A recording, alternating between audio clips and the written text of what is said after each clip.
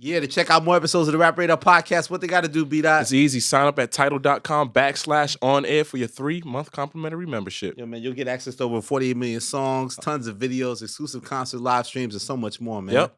What's the address again, B-Dot? TIDAL.com/on-air. Yeah.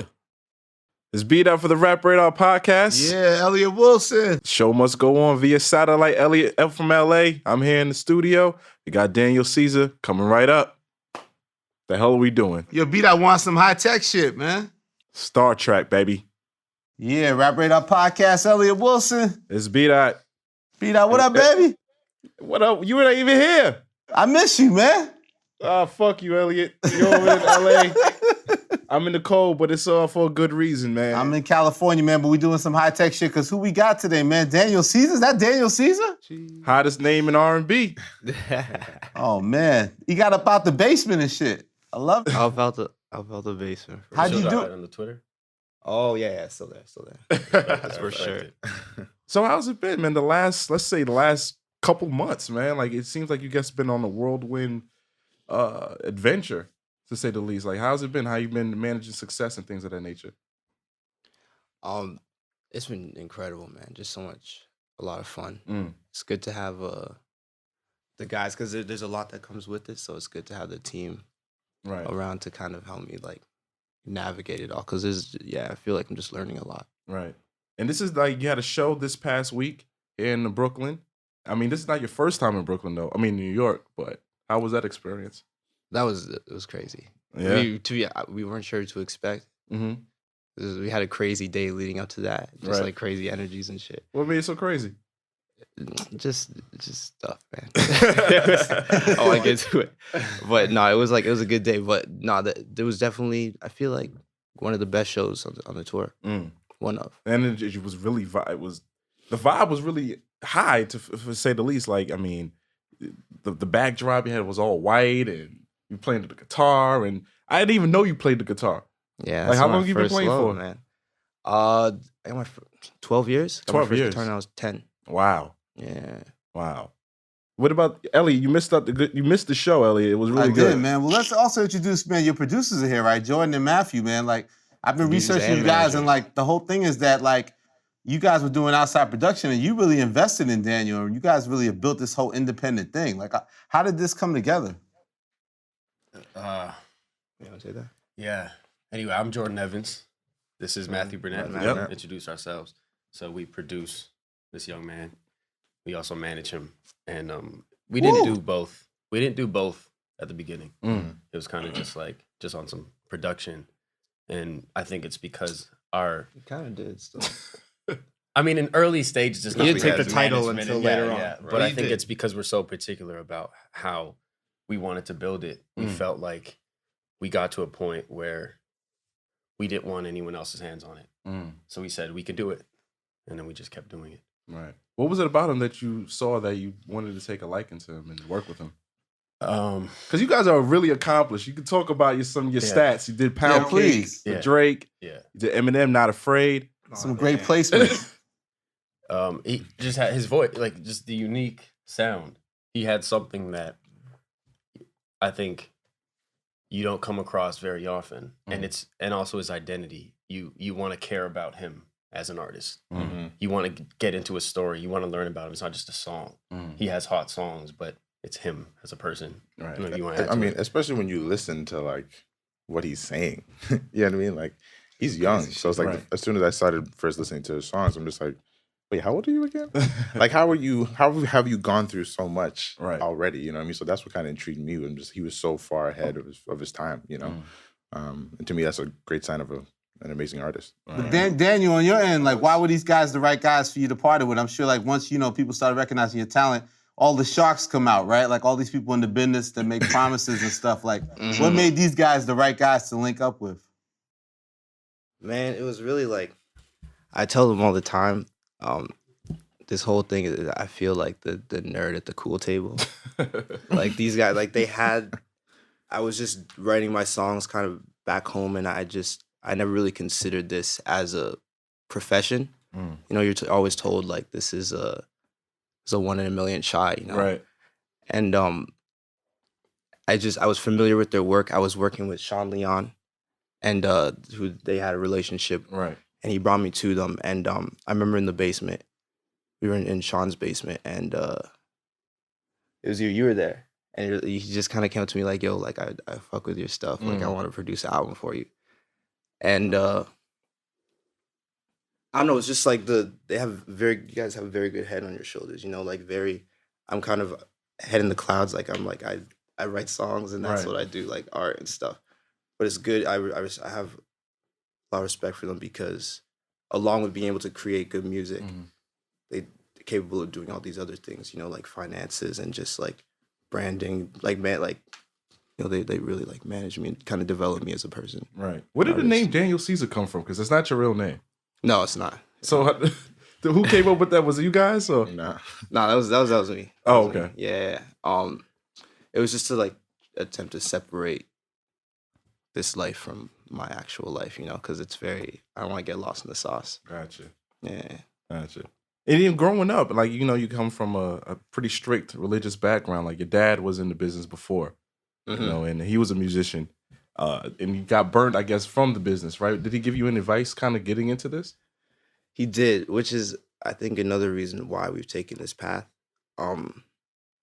His whole thing was always, don't give away your art to someone that doesn't care about you the way that I care about you, you know? Right.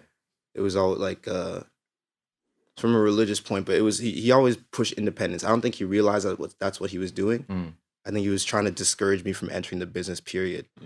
But I took that as, okay, I'm just not going to get burned, so we'll keep everything that we create to ourselves, so no one can burn me except myself. Right. So what does he think now? I mean, you're one of the hottest guys in music. Like, what does he think of your career and where it's going? They're proud. I know they're proud. I know this isn't what they had in mind for me.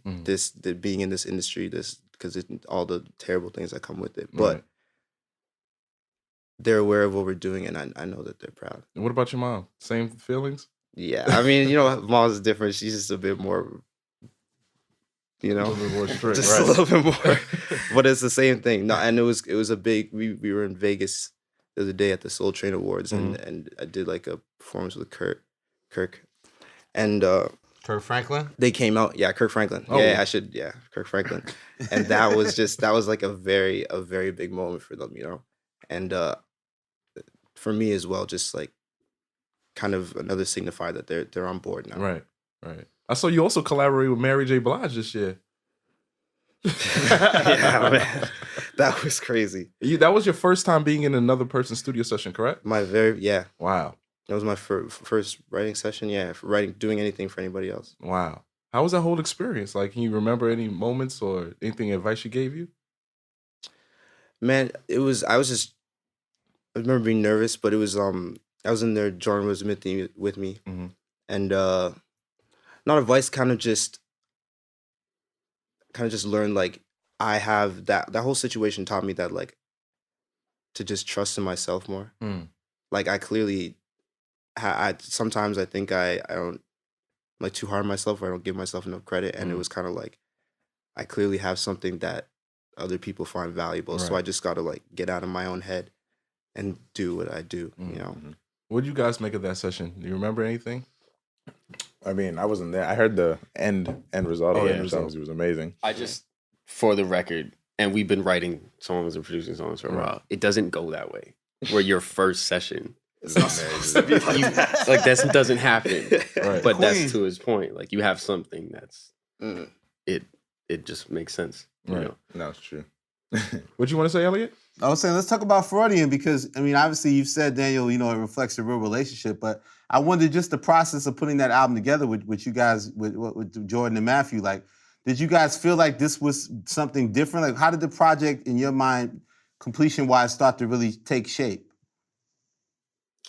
You know what is crazy? The way we do every project is I'll start out and I think I know what I'm writing. And then we get about 75%. And then me and Jordan will get together and we'll play just whatever piece of music at that point represents how I'm feeling the best. and we just have the whiteboard up, and we're just like writing quotes and like discussing things. And the album it always changes on me. Where I think I'm writing something, and then we sit down and we look at it and we're like, oh no, this is what I'm actually trying to say. And so with Freudian, when we started out, it was called Human Sacrifice, right? It was kind of just like I'm on this journey, and I thought that I was writing about like the hardships coming with it, like relationships dying and just like different things trying to get from point A to point B, like the promised land, pilgrims, like the pilgrimage, right? And then we sat down, we realized like I went through like some shit, and sat down and realized like that's not what I'm writing about. It's Freudian, like it's me trying to figure myself out, like figuring out my like why you are the way that you are. Why I am the way that I am. Makes sense. Literally, yeah, exactly that. Like my habits, my tendencies, like really trying to just figure it out. And that's how it's always gone. You also said that, like, a lot of times you put the record, if you have like "Heaven help us, we're on our own." What do you mean when you say that? That was one of the quotes that we that we had when we were like going over it. That's just like we're together, and we think we understand how the world works. We think we have an understanding of just everything around us. And then one day you look up and everything kind of has crashed down, and you're like, like what's going on? Right. And you're like, oh, like that's why we cling to these ideas like heaven, like religion, right. Things that we can't see, but you gotta like cling to something, right. Or else what the hell are we doing? Right. So it's kind of just it's like standing on the mountaintop screaming why, like that cliche shit, right. But it's real. What was the symbolism on the album artwork in your mind? Like, what were you trying to portray with the album art? Sorry, B-Dot. That's all right. It was trying to change my perspective. For the first two covers is me taking an L. Like I'm drowning, I'm falling from a building. Right. And this one, realistically, the concept of the album and the reason the album came about is because I took an L. But kind of trying to push back and just like flip. Right. It's like a mental thing. I'm fighting back. Gotcha. Trying to fight back. How many songs did you record? Because I know you hate the recording process.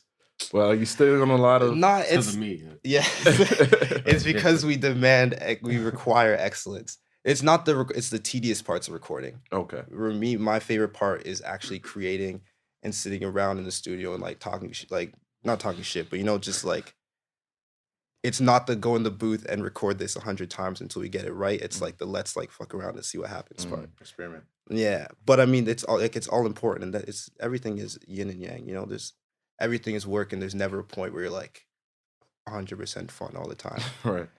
But we're pretty concise when it comes to recording. I think we only ended up cutting. How many songs do you think we had on the board? Not that many, but you write a lot. I write a lot, and there's a lot that we were like, okay, this is cool. It's still underdeveloped. I have like songs that I wrote that I thought I was writing for this album that I'm writing for the next one instead, and like, so I have a good amount of songs, but not like, there's some artists, that have just like hundreds and thousands of songs. Like I'm more concise than that, I think. Something I think unique about the album is that, like, obviously it's your showcase and it shows how great you are as an artist, but I think it's very, very different the way you utilize your female collaborators, like female vocalists, and collaborating with them, and how those, how sequence-wise, how that's used. Like, talk a little bit about why that fits so well for you to like make these records with female vocalists.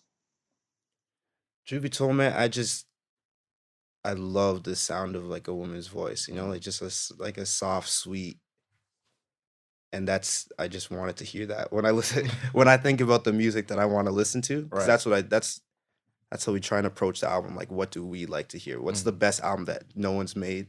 Like, what's the album I want to make for myself?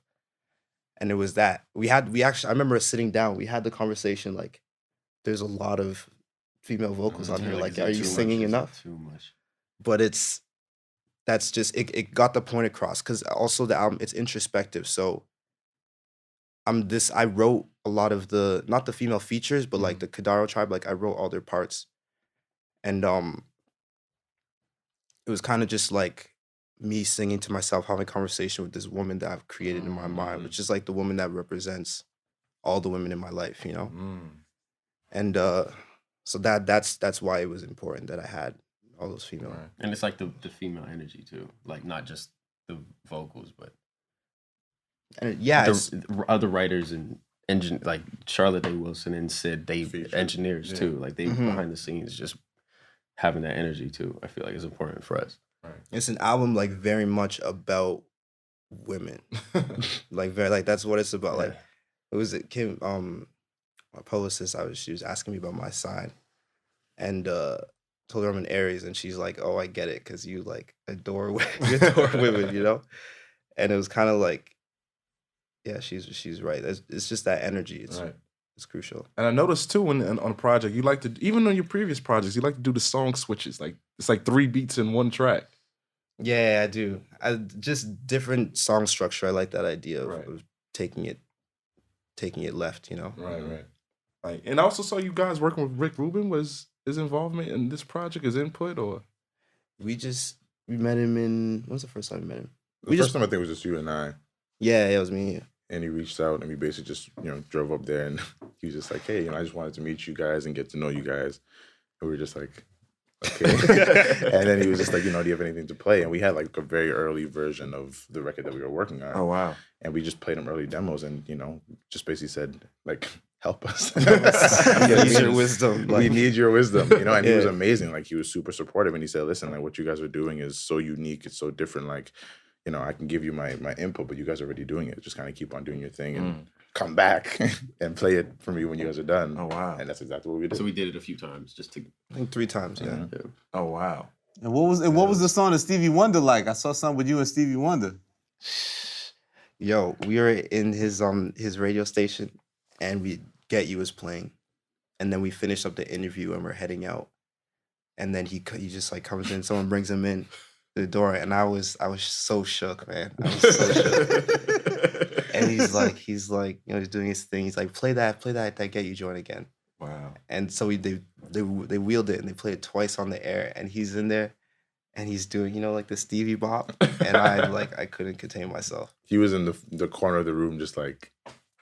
It was good to see me, so I had a fanboy. I had like a real fanboy. Oh no, I mean we all did. Yeah, it was wild. Let's talk about Get You. Like, what is it like to make that record? Like that becomes the record. Like there's obviously always a gift and a curse with that, right? Like, what is that experience like making that record? And all of a sudden, out of all these records, I'm sure you love a lot of the records you made, but for all a variety of reasons, Get You becomes this record that is its own monster. What is that like for you? You know what? I'm very thankful it came about the way it did, because I don't really feel the pressure, because I know we knew, I think from the first time we played it, we knew like this is the one, we're gonna like make this one work, because we knew it was something special.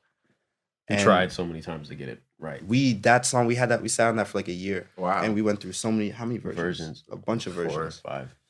And because I think we knew from, we have it on video the first time we played it. Yeah. I remember the first one I heard the chorus, I was just like, Pilgrim to Paradise Days. I wanted to like finish it in time for the album before Freudian. Yeah. Because I wrote it in that time, and then from then until we released it with Japanese Denim. But it's just, I know that it was like a real thing that I wrote. I didn't try. Wasn't like, yo, what will they like if I do this? Will they like if I do that? It all came from a real place. So I'm not worried about like doing it again. Right. When did you realize that prior to Get Out, things started to click for you? Like, what was it, a certain record that you realized that I'm on to something?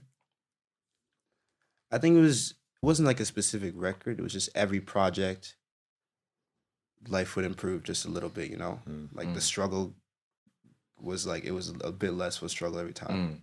And I think that was just like, it was a good indication. Right. Yeah. So like during, I guess, Praise Break, when you released that, like, did you notice something happening, I guess, in the first 2 months or something like that? It was literally the day after we released Praise Break, we got the first like label like wow called us. Yeah, that was like I want to hear about these label meetings. Yeah, and it was exciting. Man, I was excited. I remember, and I was broke as hell, man. And it was that the first some Pat first reach out. Yeah. Pat, yeah, like Pat Transit Corcoran. manager. Pat Corcoran. Oh wow. Yeah, like like he was very early, but yeah, literally like the day after the label Wow. called and we were like, I was like, guys, we gotta do this. It was crazy. How did you show restraint? You not show too much enthusiasm. Like you just said, you know, you didn't jump at the first offer. That was, I think, I can't really describe it, but it was just, I feel like we go into meetings and stuff, and they'd be good meetings. Yeah. And we get out after, and I don't know what it was. We were just kind of all on the same page, and We felt like we were always more valuable than where they were valuing us, placing our value. Right. Makes sense. Yeah, just the offers were dope, but it was like, no, we've already brought it this far with absolutely nothing. We made this project in his living room, you know? So it's like, oh, wait a minute. Let's keep rocking with this, see what happens. Right. Go ahead, Elliot. No, so what's the hardest part about being independent? I mean, we look at your success and Chance, and it's, you know, obviously we start being independent, right, as artists, like, you know, but why is this the right thing for you, and what is some of the biggest challenges that you do face by being you have to rely on each other and your own entity? Like, what's the biggest challenge with that, as far as you guys I feel see like it? we can all Yeah, no, we all definitely, because these guys have a lot more jobs than I have. I just have to be creative and like keep focused. Truth be told, but I know for me, it was just patience, and also like knowing myself, because I know myself, and there's sometimes like thinking the long run. It's like if I'm broke and I don't have any money in my hand right now, it's like, hey, let's get some money in my hand. Right. But yeah, I think I was raised to do this. Even my parents didn't know they're raising me for this, but like this is this mindset. But that's just, yeah, I don't have that many jobs. Yeah. What about you, Matthew? It's hard work. It's like when you decide against going with a record company, you still have to, you need all of those services. You still need distribution, marketing, promotion, all of it. So that means that you got to source it yourself. But if you can, and we just felt like we had a arrangement where we could handle a lot ourselves with our immediate team, and there's more than, it's not just three of us. And then we start making the right partnerships with people, and we found that there wasn't a limit to where we could take it. So the further we went, the further we realized, we can just keep it going. We didn't need, yeah. And then, like, okay, so then now the offer gets, for a record company, a record deal, it gets a lot bigger, but they still don't know what our value is. So where we are now, it's like, they don't even know. They're just pulling numbers out of the air. They don't even understand how valuable this is.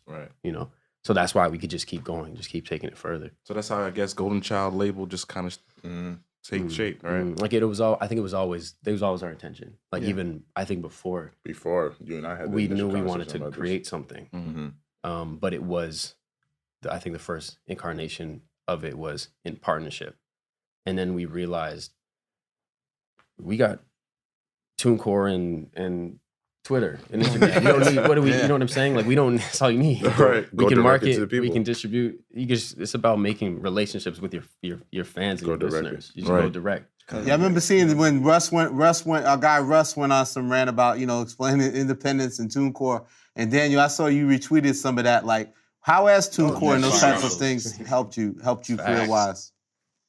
Sorry, come again. Like, I've seen you supported when Russ was putting out that message about TuneCore and things like that. Like, speak a little bit about your process of seeing your numbers, seeing your TuneCore numbers come in, your streaming numbers. Like, talk about getting involved with that and sort of becoming a businessman besides being a talent. Because I'm sure you have to still monitor and see what's going on your end too, right? Absolutely. And not to get too deep into it, because I get excited, to be honest, when I think about it. But like, it's crazy. Just ownership of the things you create, it really changes everything. We get the numbers back, and then it's like, oh wait, we can just reinvest this into what we're doing, and it make at least we feel unstoppable. I feel unstoppable because of it.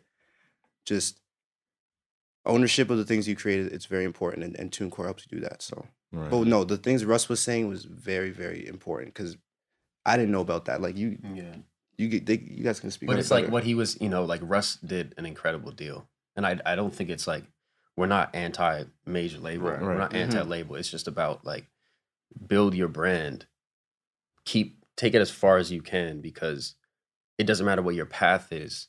If you build your value, you can control the conversation.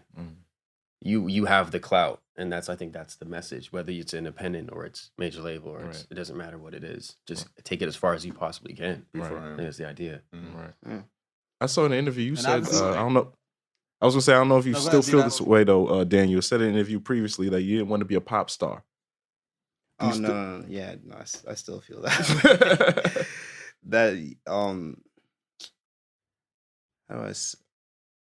It just doesn't appeal to me. It feels like a lot of work, but like not the type of work that I got into this for. It feels because obviously like at this point we understand that the bulk of money isn't actually made through the music; it's made through everything surrounding the music. But I feel like being a pop star, there's too much that has to do with not making music, and I'm like that's my lane is making like that's what I'm good at. Right. I'm not like even interviews are like difficult sometimes, But like you don't want to like being a celebrity, like you just like the creative part of it. Yeah, that's what I'm good at. So. Yeah, Daniel, I saw somewhere you were saying like how you used to be very isolated or just low key kind of person, and then now you obviously tour a lot, and then you had said something like, I just want to stay on the road. Do you still feel that way? Like, what's it like for you, like, being out there and really just getting your tour on to this extent, touring? You're right. I didn't know what to expect, but I do love it. I love it. But it's like the balance, because we're all homebodies, realistically. All of us, like, when we're back home, like, we don't the amount of times that it's like, yo, should we go to the club tonight? Should we go do this? And then all mans hit the group chat like, no. All the time. But so we're even like on the road, like we'll be out and we have our fun, like we do our shit, but it's like after the show, most times it's just back to the hotel to like chill out. But I love, especially because I moved out of my home at like 18, and I've kind of been, I didn't really realize it because I was in the same city the whole time. I didn't get to fly around and take planes anywhere. So I looked at it negatively, but I've been on the road for like a long time. Right. So I'm like more comfortable than I thought I would be. Right. When you were homeless and, you moved out the house, were your parents trying to keep you in the crib or? Yeah, but I mean, sometimes I feel like I handled it the best way I could, because I had to. If you're trying to be a man, you're trying to do your thing, then you gotta just do it. But they were definitely trying to. They clearly they didn't want me to do what I was doing. Right. No parent wants their child to just be. They didn't see the end. I could see the end very clearly. Right. They couldn't see it. As far as they were concerned, they gave me so much, and I was just throwing it away. I was throwing it back in their face as far as they were concerned. Yeah. But it's perspective. Parents are just kids having kids, So it's like they just couldn't see it. I had to do it for myself and for them. Right. Yo, but Daniel, did you get shook? Because your pop started getting diesel, man, weightlifting and all that. Like, what's going on with that, man? What's in your parents don't play? He's been like that my whole life. To be honest, though, like I'm not even. I don't get shook anymore. I can't be afraid of a beating. I can take a beating. If I can do anything, I can take a beating, man. What did you think when it's like? See, I don't want to say he was a gospel singer, and then he became like a Mr. Fitness man. Like, and like, what did you make of it when he started really going that way with it? No, well, he was like all the Mr. Jamaica stuff. That was when he was still in Jamaica. So by the time he came to Canada, he had me. He was just a big guy, He was just always jacked. But he's always the health. He became vegetarian at 12. Wow. In Jamaica, he's a man of principle, like for real. Like I respect him so much for that. Wow. And from 12 years old, some pastor came to his church and preached about the evils of meat. And he's like, nope. And since then, well, he was a pescatarian. And in the past, like 5 years, they become vegan. So it's that it wasn't necessarily like he started working out, but when I was in high school, he started like they really were pushing this lifestyle. I mean, my whole life. Right. Yeah. I'm interested about your influences because even though I know you weren't allowed to listen to certain kinds of music, I know Jordan and Matt, you kind of introduced them to a lot of music. Do you hear in your influences like I hear a little bit D'Angelo, a little bit of Marvin Gaye? Like who were you, I guess, putting on to this guy? Well, we put Jodeci. Yeah, Jodeci. I think the first that I showed you was Jodeci and Swing Mob. Not even like just Timbaland, Aaliyah, Genuine, Missy. There's that because that's like my obsession. I don't know. You probably showing them. For me, I mean, I grew up in gospel as well, so I mean, that's where you and I really connected. We connected. Kirk Franklin was like us. You know what I mean? So, and Kirk was obviously a huge influence for us, and obviously coming up and Freudian as well. And so that's where you and I really connected, was just like going back and forth on what we were both raised on. And then you put me onto different obscure gospel and like I was yeah. Because I was in the thick of it, man. Like growing up, like I grew up on that. Like the composers. Yeah, you know. But you know what was crazy though is so many times you'd be showing me some Jodeci shit, and I'd be like, "No, this is this gospel group." Or like it's literally like see from the different side, like you're saying, like the chicken or the egg. Like I remember you showed me. I can't remember. It was like this one Jodeci song, and I was like, "No, that's commissioned, bro. Like, what are you talking about?" Like Jodeci body, and it's like, it's exciting. It's very exciting. Yeah, strong correlation. I think that's why a lot of R&B from the '90s. You know, a lot of those guys grew up in the church, so their influence is definitely into the music. What about this record you and Chance did on Stephen Colbert's show? What's going on with that? Are we ever going to hear it in real life? Or hey man, that one was like a last minute sort of thing. He had a song set up for that show, and I had just been in the studio with him the week before for a couple of days. Just kind of like just working on stuff, starting new references, and that was just one of the ones that we were in the studio. He was like in one booth. I'm in the next room over, and we're just kind of like Bernie's on the keys, and we're just jamming, and that was just one of the jams that we came up with. We were just like we jam for 10 minutes onto the next, jam for 10 minutes onto the next, and then he just called us up and was like, I want to do this one, and he sent it over and. Wow. Yeah. So we'll see what happens, but it was kind of just like a. So it's almost like impromptu a little bit. Yeah. Wow. Very. I saw you said when Joe Buttons reacted to it. Yeah. Were you surprised by his like positivity or? No, I was just confused. I assumed that was his job in that moment was to disagree. Right. Because I couldn't like, why do you want him to shoot someone? He's like, nice. Why is that a problem? That yeah, I don't know. I don't know. Shout out to Joe. Shout out to Joe. That was a great record. But I want to go back a little bit to your first project, Praise Break. Like when I was listening to it, it sounded like as if it was like almost like a love letter, almost like a breakup to someone. Is that a fair assessment? Yeah, but it was I think to my old life. Yeah. More than anything, most if not all those songs, I was like writing directly to myself. Yeah. And said that you made it like during your time when you was at work, during breaks or something like that, or? That was crazy. That was Broadview. Oh, Broadview. Oh no. It was. I would start work at like 6 p.m. I was washing dishes downtown. Shout out to Patria. And then I'd finish at around like 3, 4 a.m. in the morning. I'd be taking out garbage. I was the last one to leave, taking out garbage. You got to lock out everything. And then I would take the streetcar over to Broadview. And that's when I was living at Jordan's. And we would that's when we'd start. Yeah. And we'd end like 7 in the morning, something like that. Wow. And then I'd sleep until it was time to go to work again. And those are like special days. You'd be at work. I'd be like, yeah. like figuring it out with Matt, and then you come back for it and just again. And like those were especially because truth be told, man, those were small quarters. I'm probably the worst roommate of all time. I'm like really hard to live with. That's why I appreciate you guys so much because like top two. I'm a lot to deal with, and we did that whole record. he'd have like a couple hours by himself. He needs his alone time, you know, like he'd have a couple hours by himself, and then it'd be back to work. Wow. Yeah. And even incorporate like the Casablanca record. Like I think the record is my favorite one. We'll Always Have Paris. That was really. I just love the beginning and like how it drops and then it just switches up a lot of times. Was that always like something in your mind you wanted to incorporate that into the project? Because it goes with the theme thematically.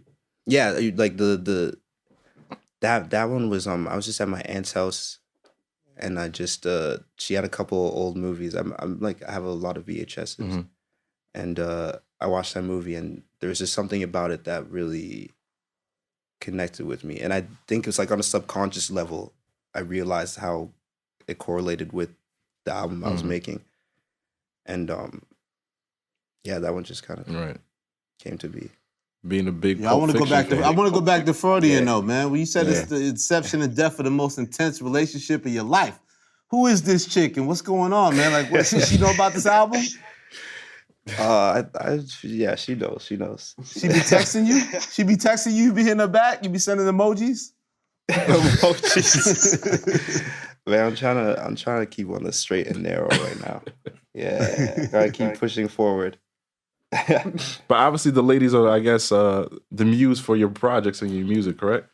No, absolutely. Like it's not a joke. Like I find women to be very inspiring. Yeah, and that's I don't want to only write about women in love. You know, I'd like to like expand and write about more complex things, but. You know, it always comes back to that for some reason. Even Violet, was that the same person or was that a different person? No. That one is to myself. But at the time, actually, that was Broadview days. That was can't say her name, but I can't say her name. Those are a hilarious story. But please share. That one was I was going through some shit and she said some words that like. At that point in my life, it was like it was low because some days it was like really hard, you know.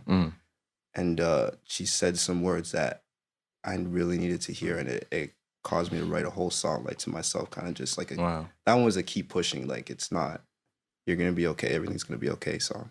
Right. Yeah, you said something. I think you said in one interview you were saying about how like Daniel, like you have to really just download it out your brain and put it on paper, so it's almost therapeutic, right? Like you just get these thoughts out. And then deal with them, I guess, at first, right? No, absolutely. It's I could be doing anything. Sometimes you're riding on the train or in the shower, some shit like that, and it's just like you got to drop everything and like run and just like get it out. Because I've definitely lost some great songs just to the ether. Just they're in my brain and then I lose them. But yeah, you gotta drop everything you're doing in like voice notes or whatever. Right. You said we're always drawn to like the honesty and vulnerability. Like, is that the biggest challenge as a songwriter to go to that place and just let it all out? No, you know what it is that I didn't realize that's what was happening. That's kind of just what I instinctively did. Those are my favorite types of songs. That's just like the person that I am. I think now it's hard just because I'm realizing like, oh, that's what I'm doing. Like everyone's telling me like, yo, how are you going to be so honest and vulnerable, you know? And I didn't realize it. And now that I hear it, it's like, it almost trips me up a little bit. Like, oh, I didn't realize I was being so open. All right. But it's like, it's chill. Because I know I connect with honest music so much. And I feel like other people do too. Because you know when someone's lying. Even if you don't know. All right. You can feel it. Music, yeah, you can feel it. It doesn't make you feel as strongly. You don't connect with it. Right. And it's like, if I feel passionately about a song, like I really feel it and I'll play it over and over and over and everybody in the room will be sick of me because I won't stop playing it. That's a fact. Like I have no chill at all. And so that's how I want people to feel about my music. What song in particular have you had experience with that you just played over and over? On this tour, also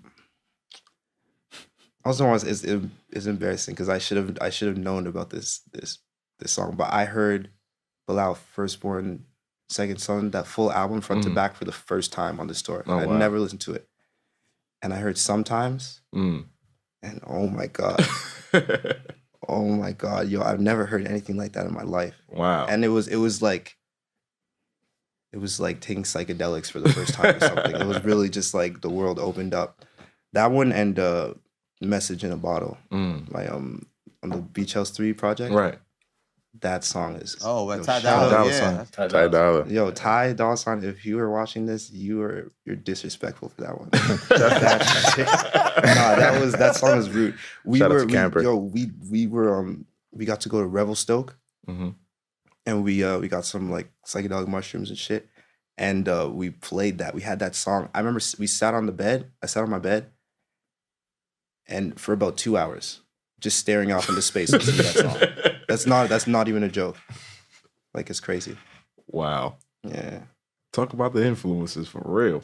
Yeah, no, like 2 hours on loop. But you get a lot of big cosigns too these days, like from Shawn Mendes and the Selena Gomez's of the world. Like, what's that like for you? It's trippy because like I said before, I think sometimes I'm too hard on myself. I don't give myself it's always like people are more hyped on me than I'm hyped on myself. And so it's reassuring. It's like, oh, wait a minute. Like, you really think you really think that my stuff's good? Oh, dope. Let me keep going. Let me run with this. That's how it feels. So what, like, anybody, like, is there a wish list of collaborators that you have? Changes every day, to be honest. But I mean, so was it today, I guess? Today. Definitely Solange. I think you tweeted, you said Solange might be your favorite Knowles, right? Did I say that? Easy now. Title.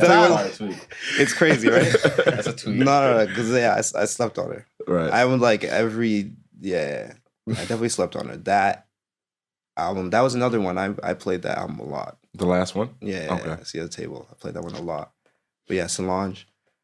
I mean, and Beyonce though. I love course. Beyonce. Who doesn't love Beyonce? Yeah. I'm trying to get on some like Destiny's Child vibes with Beyonce. If I could write like a Dangerously in Love 2 with Beyonce, that would be crazy. Is it hard to write for other artists? Yeah, to be honest. But just because of the way I go about writing, like, it's very much for me. I write from like I'm like selfish when I write, you know, narcissistic. But it's like about me, it's for me. So that's something I've done it before, and I'm trying to get more into it, just being able to get outside myself and to taking what other people are going through, you know, have the talk about like, how are you feeling, what are you going through right now? And trying to relate to that and put it on wax. Right. How are you doing with being recognized in the fame? Because I seen like one time you had tweeted about, I think maybe Instagram, my biggest job in life right now is to simply not sabotage myself.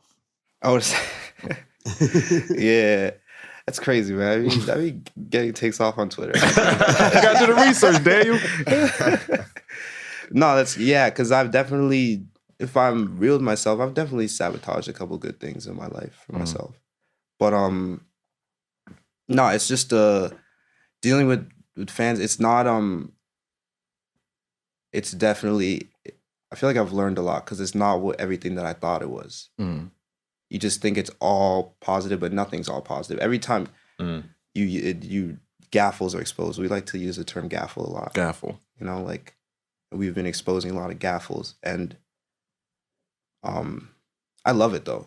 It's like, it's great, and this is what I asked for, you know. But there's days, you know, where it gets to be a lot, and it's like sometimes you finish a show and you're backstage, and there's like 100 people backstage, and you're like shaking hands and like doing the socialite thing, and those are the moments where I get a lot of anxiety. You know, it's like a lot all at once. It's a little overwhelming. And what's it like? What's it like feeling the impact your music's really making? Because you pointing out where people are getting engaged at your shows, and you know, what is it like to make that type of? Yeah, it's that's one of my favorite things about, because those are like life decisions being made. You know, to songs that I wrote, like just chilling in my room, like going through something, you know, I'm sad, I'm gonna just write this song, and it's like people are really making decisions that will affect the rest of their lives based off. And you know, it's always good, you know, you get messages about people like telling like the music like saved, like whatever they're going through, it saved their life, or it caused them to keep pushing. That's what, man, Violet, that was like, that girl I don't even like she could have saved my life. You know, it was like just like that. Keep pushing. Right. It's important, and so it's so special to. It's reassuring to know that people are reacting the way that I would want them to react. I saw someone got engaged at one of your shows from. It was a couple. A few A times. couple? Oh wow. I think it's 2 so far. Yeah, 2 or 3. 2 or 3. Yeah. No, it's wild, man. Wow. It's wild. That's it. Beat it. I'm sorry. Go ahead. I'm sorry. I don't know. I was playing best part, and I thought it was a fight at first. And I was like, yo, what is... I don't make fighting music. Imagine fighting the best part. Best part. I was just there, and I look out, and then like the crowd Like the opened mushroom, up. yeah. Yeah, and like people started making noise, and I was like, what is going? And then someone told you. Somebody told me, and I told you in your ears.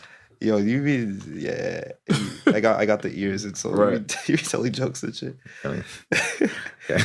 And yeah, but that was crazy. Gave him a little shout out. Right. Mm-hmm. That's dope. Yeah. But how's it like just managing relationships now? Because you say you're inspired by women, so like I'm sure there's a lot of women these days. Like, is it hard just to kind of manage relationships and? It can be, truth be told, Hmm. but it's also like I don't know. I've never been the type to. I like to focus on what I've never been the type to be like drowning in women. You know, like I love their presence, but like try and just keep it Right. as best I can. But it is what it is. Yeah. I want to get too into that. Tough love, right? Mm. And even inspired by, I mentioned earlier you had Casablanca on your records. Now, I know you're a big Tarantino fan. Are you going to have Pulp Fiction, I guess, in any of your upcoming music? Man, that's maybe one day.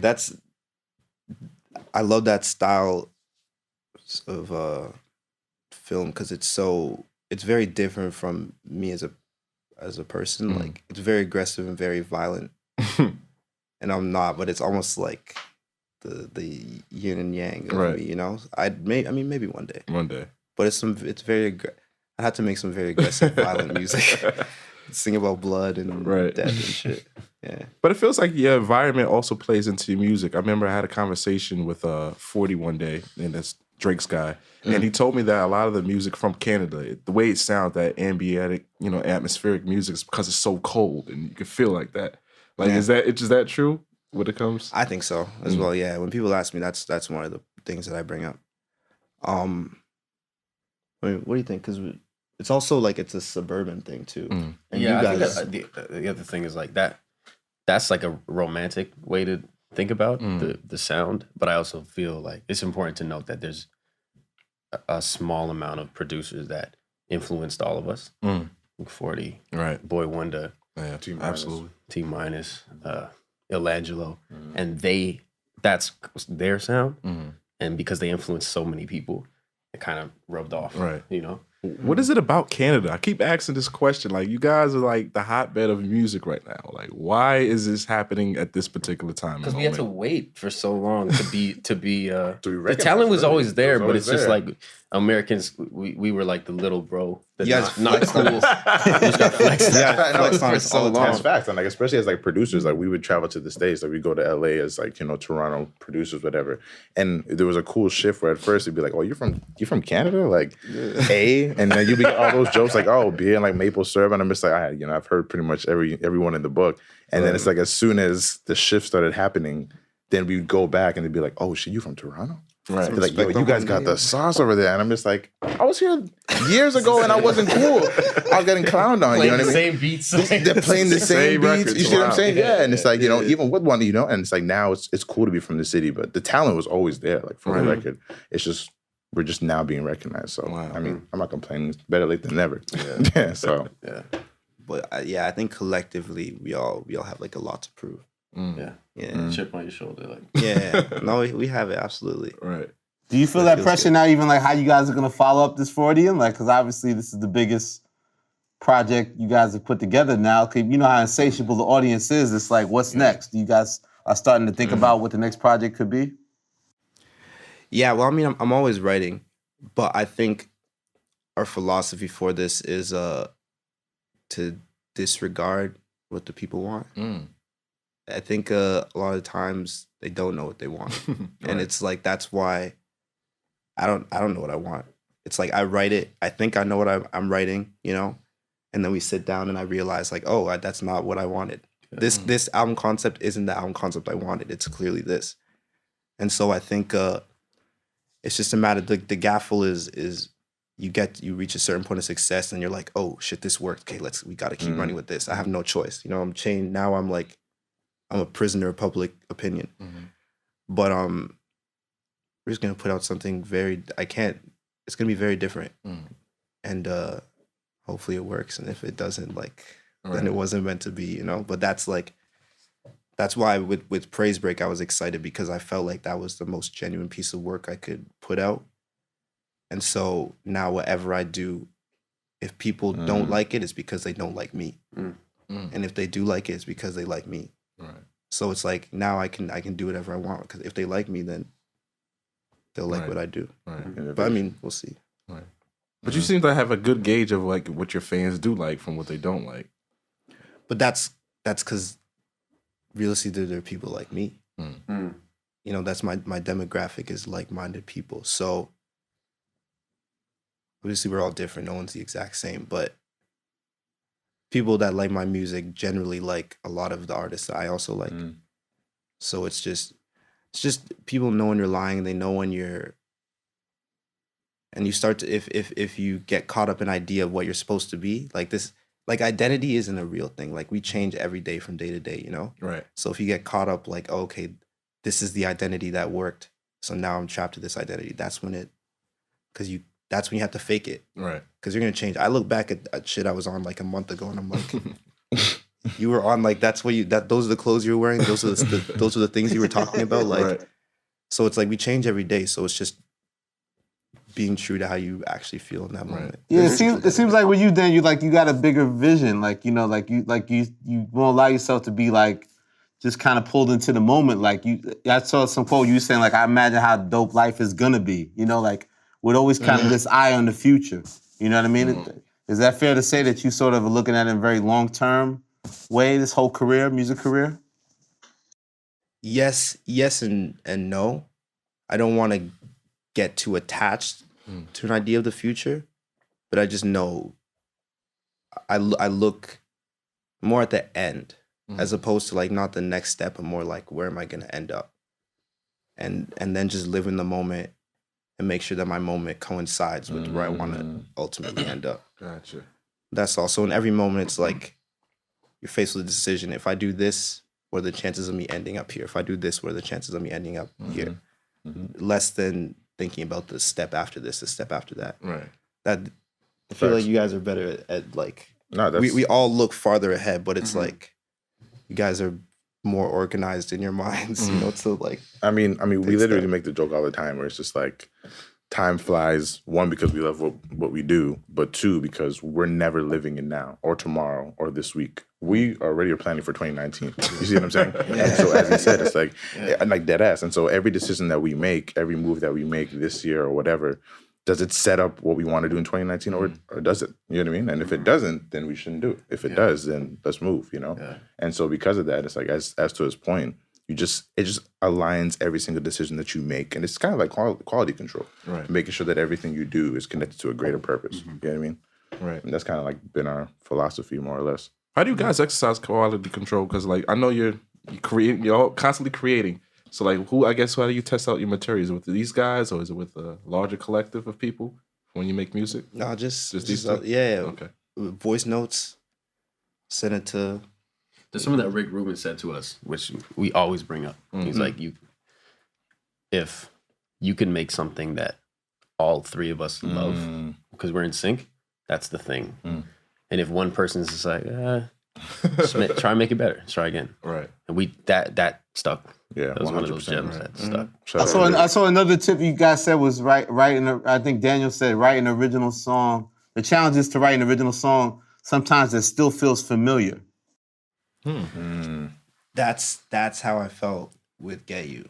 When I played it, it was like I've heard this song, but I know I've never heard this song before. It does feel like that. And that's like, I want to just end that. And best part too, that best part chorus, I had that on at least 3 or 4 different songs prior to that, because I had this melody that I just knew it felt like something that I had heard before, but I'd never heard. And I just kept placing it until it found the right place for it. And I didn't love it at first. Yeah. I didn't love it. And every time you try to put on something else, you would roast me, bro. Yo, but you were right. You were like, no, this is it. And you were right. We made it work. It's true. And it's funny because even in that session when you sang it, I was in there and I texted him. The group chat. I'm like, yo, you won't guess what melody just popped up in this session. And now I'm just like, oh shit. He was right. He was right. But definitely, the democratic, and I feel like, at least for me, it takes pressure off and I feel less stressed because I know I trust their opinions on music to the fullest. So it's like if there's ever a moment where I'm like, nah, this has to work, and they don't agree, then it's like, I know, like I'll fight for my idea, like we all will, but we'll always bring it to a point where we all love it. Just a democracy. It works. Democracy works in small. It works, B-Dot. It works, baby. It works, B-Dot. Is that based off music that you're listening to in the moment, or is just something that just comes to your mind? What? When you're creating something that's familiar but unfamiliar, is it because it's something you're listening to? No, it's the nostalgia. So not necessarily. Truth be told, I definitely do listen to current music, but I try to not. Right. I keep that to a minimum. I'm more times than not, I'm listening to old music that I know I should have heard already, but I haven't. Because there's so much music that like I grew up in a bubble. So a lot of stuff I missed out on. So that's what I try and like play and catch up now. Yeah. Right. That's dope. I love it. Even man. with you. Go ahead, Elliot. No, I love it. I appreciate you guys, man. And I think what's great about, I'm glad, Daniel, you decided to have Jordan and Matthew be part of the interview because, it's a great music story. It's also a business story. I think that, I wanted the audience to kind of reconnect to all sides of it, and what your journey's been, Right. Even with you guys, Jordan and Matthew, guys, like, it should not be understated. Like, you guys made Not Afraid, which is a diamond record. Boy Wonder. Of course. With my brother. Let's be clear. So what was that experience like? Just like creating it and just seeing the benefits of it and the rewards? Man, it was unreal. It's one of those things for me anyways, where it's just like you don't know how serious a situation is until it happens and it's done. You know what I mean? So in the moment making it, we just was a beat. You know what I mean? Like in high school. In high school. It just made a beat. And we just did it because we loved it. So we worked together, we collaborated. And then it's like when we heard Emma's using it, and we were just like, wait, what?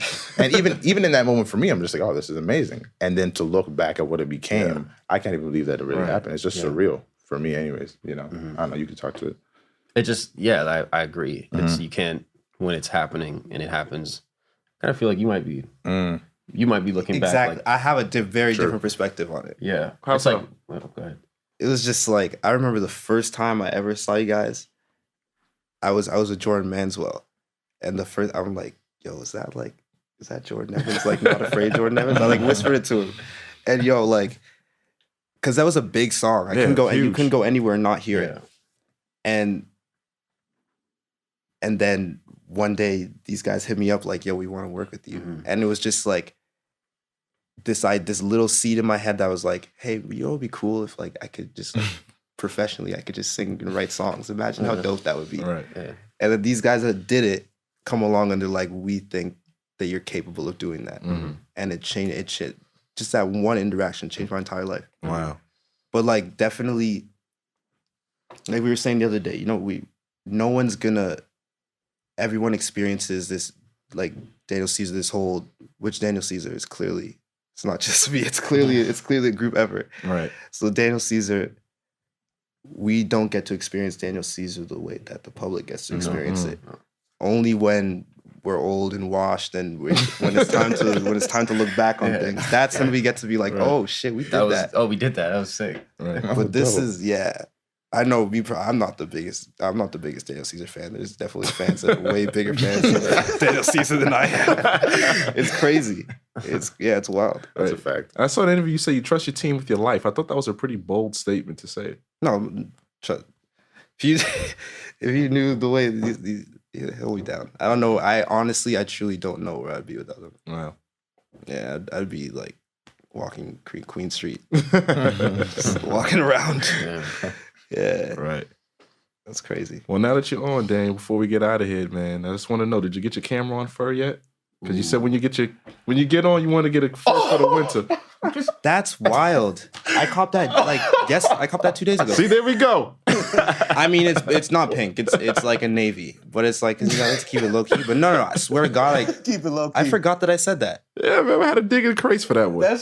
Shit, that's crazy timing. Shout out to you. I literally I wore it for the first song, and I was like, "Yo, this is like." So that was the Brooklyn. Yeah, that You were at the came show. out at the show. Yeah. I copped that And he day. took it off and he threw it in Out of beer bottle. Yo, I got that fur that day. I go on stage, do Japanese denim, Right. Because I had to flex. I was like, no, this is like the hardest jacket I've ever owned. I gotta flex. And I get on stage, I take it off after Japanese denim, and I throw it right into a can of beer. It's my whole hotel room smells like beer right now, just like old beer. I just sent it into the. And I'm in his ears just like, yo, why are you throwing your jacket for, bro? You could have just like laid it down. I could have done it gently. Rockstar moment. I was in it. This guy dashed it, yo. Through that shit. It was covered in beer. It was disgusting. I'm so mad. Oh man, Elliot, we're gonna get out of here, man. You got any final words? Nah, man, continued success, man. I wish I was in the studio with you guys, Daniel, and I appreciate you guys coming out. Man, this is an inspiring story. Absolutely. Thank you. Thanks for having us, man. Yeah. Rap Radar Podcast. We out of here. Yeah.